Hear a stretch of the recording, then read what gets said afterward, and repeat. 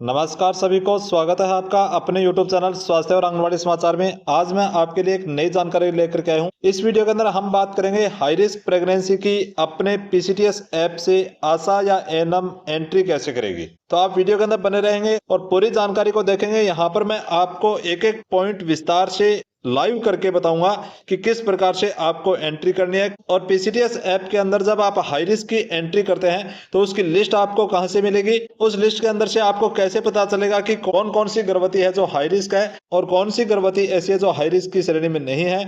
तो यहाँ पर आप देखेंगे जो गर्भवती आपके क्षेत्र की हाई रिस्क की श्रेणी में आती है तो उसकी आप PCTS ऐप के ऊपर एंट्री कैसे करेंगे। तो आप देखेंगे अपने मोबाइल के अंदर जहां पर भी आपके PCTS ऐप है उस PCTS ऐप को आप ओपन करेंगे। तो जैसे ही आप PCTS ऐप को ओपन करेंगे आपके सामने इस प्रकार का इंटरफेस ओपन होकर के आएगा। तो जैसा कि आप सबको पता है कि हाई रिस्क प्रेगनेंसी की एंट्री कौन से कॉलम में होती है, तो यहाँ पर आप देखेंगे मातृ सेवाएं, जहां पर मातृ सेवाएं लिखा हुआ है वहां पर आप क्लिक करेंगे। यहां पर क्लिक करने के बाद सबसे ऊपर एक ऑप्शन आता है ANC HRP केसेज, ANC जांच HRP केसेज, आपको यहां पर क्लिक करना है। अब जैसे ही यहां पर आप क्लिक करेंगे अब यहां पर आपके सामने दो ऑप्शन आते हैं, ऊपर HRP और रेफर्ड।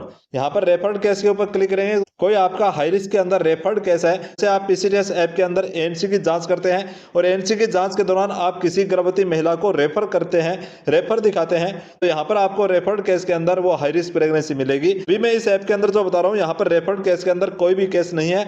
यदि आपने ANC के दौरान किसी महिला को रेफर किया हो तब आपको यहाँ पर मिलेगा। तो अभी आप देखेंगे यहाँ पर दूसरा पॉइंट है हाई रिस्क, तो यहाँ पर आप क्लिक करेंगे तो आपके सामने आपके क्षेत्र की जितनी भी हाई रिस्क प्रेगनेंसी होगी उन सब की लिस्ट आपको यहाँ पर दिखाई देगी।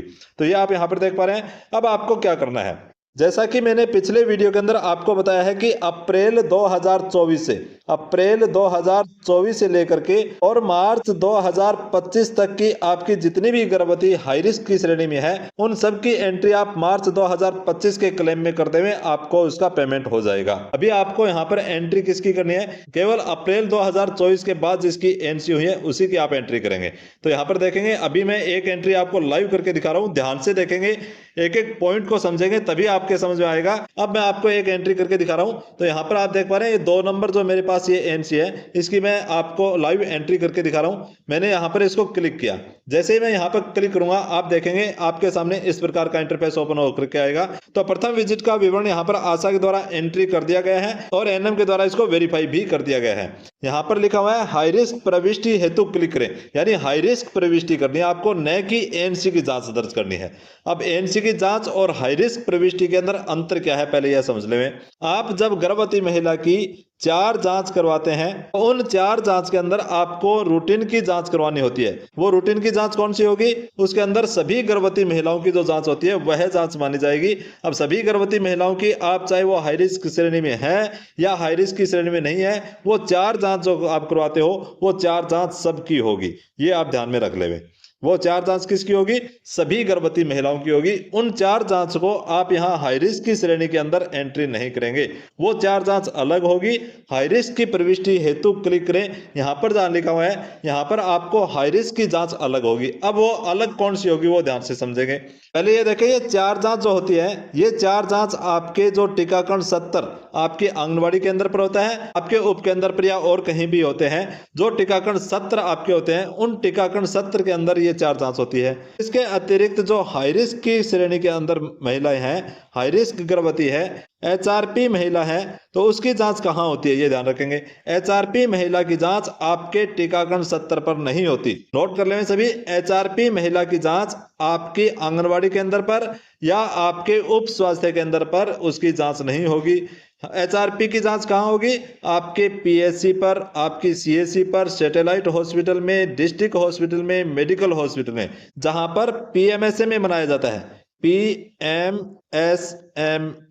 अब आप बताएंगे कमेंट बॉक्स में लिख करके कि PMSMA कौन कौन सी तारीख को मनाया जाता है, वो आप कमेंट बॉक्स में जल्दी से अभी लिखें, उसके बाद आपको आगे बताऊंगा। तो PMSMA कब मनाया जाता है जल्दी से आप कमेंट बॉक्स में लिखिए। अब आप देखेंगे PMSMA और EPMSMA ये मनाया जाता है। जहां पर PMSMA और EPMSMA मनाया जाता है वहां पर आपके हाई रिस्क गर्भवती महिला की जांच होगी। अब आपको ये समझ में आ गया होगा कि हाई रिस्क प्रेगनेंसी की जांच कहां होती है और रूटीन की जांच कहां होती है। तो आपने कमेंट बॉक्स में लिखा होगा कि PMSMA कब मनाया जाता है। अब मैं आपको बताता हूं, हर महीने की 9 18 और 27 तारीख को मनाया जाता है। 9, 18 और 27 तारीख को। जो 9 तारीख को मनाया जाता है वो होता है PMSMA, और जो 18 और 27 तारीख को मनाया जाता है वो होता है EPMSMA। ये आप ध्यान में रखेंगे। PMSMA और EPMSMA में कोई अंतर नहीं है, बिल्कुल एक जैसे है, केवल इसको तारीख के हिसाब से EPMSMA अलग से उनको नाम दे दिया गया है। तो यहाँ पर PMSMA 9 तारीख को मनाया जाता है और 18 और 27 तारीख को EPMSMA मनाया जाता है। और ये PMSMA और EPMSMA कहाँ मनाया जाता है? PSC या PSC से ऊपर के स्तर के हॉस्पिटल के अंदर मनाया जाता है। तो आप यहाँ पर हाई रिस्क प्रेगनेंसी की जांच जब दर्ज करेंगे, यहाँ पर आपको जो आंगनबाड़ी केंद्र पर आपने जांच करवाई है वह तारीख नहीं डालनी है, और अपने उप केंद्र पर जो जांच आपने करवाई है वो भी यहाँ पर आपको तारीख नहीं डालनी है। अब ये क्लियर हो गया होगा। अब आगे देखेंगे कि हाई रिस्क प्रेगनेंसी की जांच कौन सी डालेंगे। तो हाई रिस्क प्रेगनेंसी के अंदर आप कौन सी जांच डालेंगे? वह जांच डालेंगे जो आपने PSC या CSC पर 9, 18 और 27 तारीख को उस गर्भवती महिला की आपने वहां पर भेज करके उसकी जांच करवाई हो। तो आपको 9, 18 और 27 तारीख में से किसी एक दिन उस महिला को PMSMA के दिन अपनी जांच करवाने के लिए वहां पर भेजना होगा। अब इतनी बात सबको क्लियर हो गई होगी। यहाँ पर आपको कौन सी तारीख डालनी है? 9, 18 और 27 तारीख को इसकी कोई जांच करवाई है इस गर्भवती महिला की, तो वो तारीख आपको यहाँ पर डालनी है। तो अभी आप देखेंगे यहाँ पर इस महिला का पंजीकरण मेरे द्वारा 13/6/2024 को करवाया था, और इसकी फर्स्ट जांच भी मैंने 13/6/2024 को अपनी आंगनबाड़ी केंद्र पर करवाई थी। इतनी बात आपको समझ आ गई होगी कि 13/6/2024 को मेरे आंगनबाड़ी केंद्र पर टीकाकरण सत्र था, वहां पर मैंने इस गर्भवती महिला का पंजीकरण करवाया, और 13/6/2024 को इसकी पहली जांच मैंने अपने आंगनबाड़ी केंद्र पर करवाई। तो आप हाई रिस्क प्रेगनेंसी के अंदर 13/6/2024 नहीं डालनी है। ये कहां डालनी है? इस तारीख को आपको डालना है जो रूटीन की आपकी जांच होती है, 4 जांच आप करवाते हैं उन जांच के अंदर। अब यहाँ पर हाई रिस्क प्रेगनेंसी की जांच कब डालेंगे? 13 तारीख को इसकी पहली जांच करवाई, और उसी दिन आपको ये मिल गई कि इसकी उम्र 38 साल है, ये हाई रिस्क की श्रेणी में है। तो इसकी हाई रिस्क जांच आपको करवानी है। वो कब करवानी है? 13 के बाद 18 तारीख आ रही है। आपको पता है कि नेक्स्ट 18 तारीख को आपकी PSC पर PMSMA मनाया जाएगा, तो उसी दिन उस महिला को बोल दें कि आपकी उम्र ज्यादा है, आप हाई रिस्क की श्रेणी में आते हैं, इसलिए आप 18 तारीख को जो PMSMA मनाया जाएगा नजदीकी आपकी PSC पर, वहां पर आप उनको भेज दें और वहां पर वह अपनी जांच करवा करके आ जाएगी। अब 18 तारीख को आपने PMSMA पर उस महिला को भेज दिया, आपने उसकी जांच करवा दी, तब आपको यहाँ पर हाई रिस्क प्रेगनेंसी की जांच आपको ऑनलाइन करनी है। अब मैं हाई रिस्क प्रेगनेंसी की तारीख यहां पर ऑनलाइन करूंगा। कब करूंगा? 18/6/2024 को। एक हाई रिस्क जांच से दूसरी हाई रिस्क जांच के बीच कम से कम 25 दिन का गैप होना चाहिए। ये आप ध्यान में रखें, कम से कम 25 दिन का गैप होना चाहिए। तो अब मैं आपको यहाँ पर हाई रिस्क की जो जांच है, जो सेकंड जांच है, वो आपको यहाँ पर ऑनलाइन एंट्री करके बताऊंगा। अब आपको एक दूसरी जांच यहाँ पर ऑनलाइन करके दिखा रहा हूँ। तो दूसरी जांच यहाँ पर ऑनलाइन कैसे करेंगे, यहाँ पर देखेंगे उसकी आप NC की अंतिम तिथि, NC की अंतिम तिथि देखेंगे यहाँ पर 15/11/2024 को इसकी अंतिम तिथि है जो मैंने इसकी जांच करवाई है। तो उससे पहले की हाई रिस्क श्रेणी की जांच आप ऑनलाइन नहीं कर पाओगे अभी। यदि आपने 13 तारीख को इसका पंजीकरण करवाया है और 13 तारीख को आपने रूटीन की पहली जांच करवाई है, तो आप उसको 18/6/2024 को 13/6/2024 को रूटीन की पहली जांच पंजीकरण किया है, पहली जांच आपने करवाई है, तो 18/6/2024 को इसकी पहली जांच हाई रिस्क की करवा सकते हो। अभी हमने इस महिला की 15/11/2024 को अंतिम जांच करवा चुके हैं। अंतिम जांच से पहले की जांच नहीं होनी चाहिए, मैसेज आपके आता होगा। तो 15/11/2024 को इसकी अंतिम जांच में हमने करवा दी है। इस जांच के बाद अब 15 के बाद PMSMA कब आएगा, तो आप बताएंगे 15 के बाद आएगा 18/11/2024 को। तो आप 15/11/2024 को जब आपने इसकी जांच की, तो इसको बोलेंगे 18 तारीख को नजदीकी हॉस्पिटल के अंदर PMSMA मनाया जाएगा। वहां पर अच्छे अच्छे डॉक्टर आएंगे, आप अपनी गर्भवती महिला को समझाएंगे और वहां पर भेजेंगे। तो 18 तारीख को वो वहां पर जांच करवाने गई है। तो हम यहाँ पर अब 18 तारीख की जांच ऑनलाइन करके आपको दिखाता हूँ।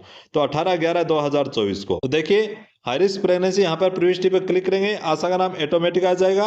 यहाँ पर आप जांच की तारीख डालेंगे 18/11/2024 और अपने सामुदायिक स्वास्थ्य केंद्र का नाम से यहाँ पर सिलेक्ट कर लेंगे, हाँ कर देंगे। आगे संस्था जहाँ पर इसके लिए योजना बनाई, ये भी आप जल्दी से यहाँ पर सिलेक्ट कर लेंगे। आगे जिला सिलेक्ट कर लेंगे और जहां पर इसको डिलीवरी करवानी है, कौन सी संस्था का आपने उनको बताया है, उन संस्था का नाम इस लिस्ट में से आप सेलेक्ट कर देंगे। अब आप विवरण सेव करने के लिए क्लिक करेंगे, तो यहाँ पर आपका विवरण सेव हो जाएगा, आपकी जांच ऑनलाइन हो जाएगी। तो देखिए यहाँ पर आ गया, धन्यवाद, हाई रिस्क विवरण सेव हो चुका है। तो इस प्रकार आप अपनी हाई रिस्क प्रेगनेंसी का विवरण यहाँ पर सेव कर सकते हैं। ओके करेंगे। अब आप देखें यहाँ पर आपकी द्वितीय विजिट का विवरण भी यहाँ पर ऑनलाइन हो चुका है। तो आपने यहाँ पर देखा कि द्वितीय विजिट की तारीख आपकी यहाँ पर ऑनलाइन हो चुकी है। अब तीसरी विजिट आपको कब करनी है? तो तीसरी जांच के अंदर आपका अंतराल 20 दिन का रहेगा, तब भी यहाँ पर ऑनलाइन हो जाएगा। तो 20 दिन के बाद भी इसकी जांच आप कर सकते हैं। तो 18/11/2024 के बाद 9/12/2024 को आप जोड़ दें, अगर 20 दिन होते हैं तो 9 को हो जाएगा, अन्यथा 18/12/2024 को इसकी तीसरी जांच ऑनलाइन आप कर सकते हैं। तो इस प्रकार आप अपने क्षेत्र की हाई रिस्क प्रेगनेंसी की जांच यहाँ पर ऑनलाइन करेंगे। आशा करता हूँ वीडियो आपको अच्छे से समझ में आ गया होगा और इसके अंदर मैंने आपको प्रत्येक पॉइंट अच्छे से समझाने की कोशिश की है, बताने की कोशिश की है। यदि फिर भी आपकी कोई क्वेरी हो तो आप कमेंट बॉक्स में लिखेंगे। अभी तक आपने चैनल को सब्सक्राइब नहीं किया है तो चैनल को सब्सक्राइब करेंगे और वीडियो को अपने साथ की सभी आशा के व्हाट्सएप ग्रुप में जरूर भेजेंगे। मिलते हैं नेक्स्ट वीडियो के अंदर एक नई जानकारी के साथ। तब तक सभी को जय हिंद, वंदे मातरम।